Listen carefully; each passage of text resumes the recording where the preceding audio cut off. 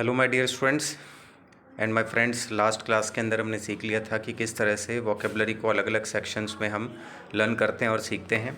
इस वीडियो में हम सीखने वाले हैं कि किस तरह से इडियम्स और फ्रेजेस जो हमें दिखाई देती है उनका एक्चुअल मीनिंग नहीं होता है, और कुछ सिनोनिम्स और एंटोनिम्स भी हम करने वाले हैं। So let us start. चलिए स्टार्ट करते हैं।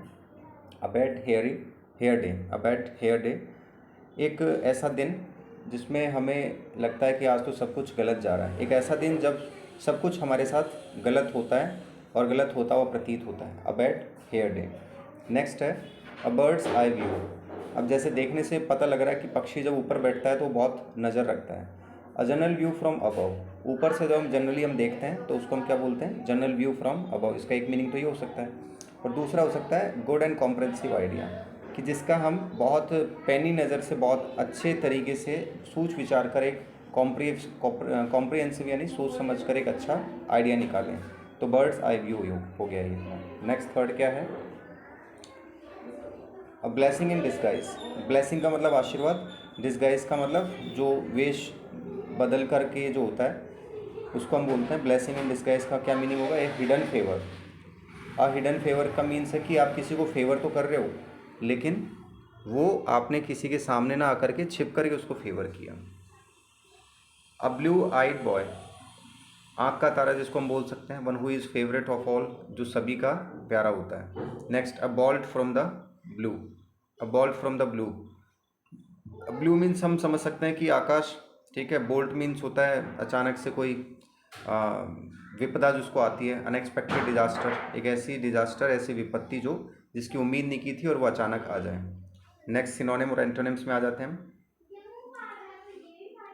डिफाइल। डिफाइल मीन्स होता है करप्ट, किसी चीज़ को अशुद्ध कर देना। ये सिनोनिम्स हो गया। अब इसका एंटोनिम्स क्या होगा? प्योरीफाई और ऑनर। नेक्स्ट हमारा है सेकंड डिस्पेयर। डिस्पेयर का मतलब होता है मिजरी और सैड, मीन्स जो उदास। डिस्पेयर का मतलब होता है निराशा, मिजरी और सैड का मतलब भी उदास। इसका अपोजिट बनेगा होप यानी उम्मीद। नेक्स्ट है ईगर। ईगर का मीन्स होता है उत्सुक, कीन, उत्सुक। अब इसका अपोजिट क्या हो जाएगा? डिसइंटरेस्टेड और इनडिफरेंट। नेक्स्ट हो गया। नेक्स्ट है हमारा एनिग्मेटिक। एनिग्मेटिक एनिग्मेटिक का क्या होगा?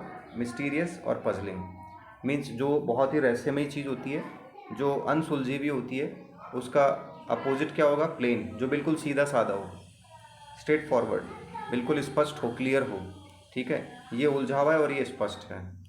अब नेक्स्ट है हमारा एग्जेजरेट। इसका होगा मैग्नीफाई। मैग्नीफाई, एग्जेजरेट का मतलब होता है कि किसी चीज़ को बड़ा चढ़ा करके बताना और किसी चीज़ को बड़ा करना, ठीक है। इसका होगा अंडरस्टेट और छोटा करना, संक्षिप्त करना है इसको अपन। कंप्रेस का मतलब क्या होता है? जो चीज़ बड़ी है उसको हमने छोटा कर दिया। अंडरस्टेट मतलब उसको जितना बड़ा रूप था उससे उसके छोटे रूप में हमने उसको कन्वर्ट कर दिया। तो इस तरह से हम डेली कोशिश करेंगे कि कुछ वर्ड्स हम डेली करें। तो इस तरह से हमने किया। A bad hair day, bird's eye view, blessing in disguise, a blue eyed boy, ball from the blue, defile, despair, eager, enigmatic और एग्जेजरेट। ठीक है मेरे बच्चों और माय डियर फ्रेंड्स, इनको डेली नोट करिए और रिवीजन करिए। दिन में कम से कम 5 बार इनको पढ़िए, तब जाकर के वोकेबलरी जो है वो हमें याद होगी। Take care. Thanks allot.